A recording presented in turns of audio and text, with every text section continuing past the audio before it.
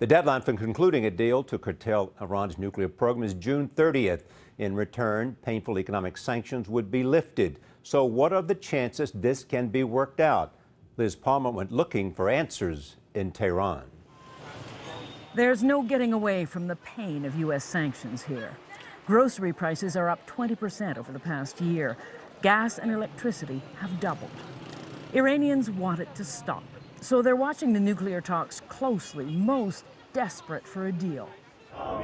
Of course, not everyone is on side. Hardliners see an agreement as a capitulation to America. Hossein Shariat Nadari is a well-known conservative. Do you think there will be a nuclear deal a month from now? Hargiz. Never. Never, he says. And all the optimism, it's just talk.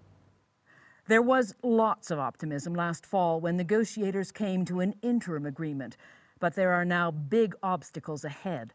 First, how fast the sanctions against Iran would be lifted. The Iranians want relief right away. The U.S. wants a phased approach.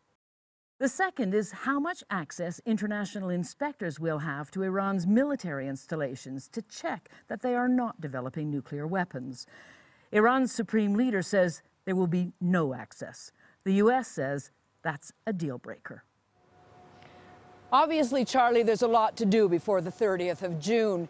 Secretary Kerry's accident has come at a bad time. He gets along very well with Iran's foreign minister, and their close relationship has driven these negotiations forward. It's just not going to be the same dynamic if the secretary is grounded in Washington.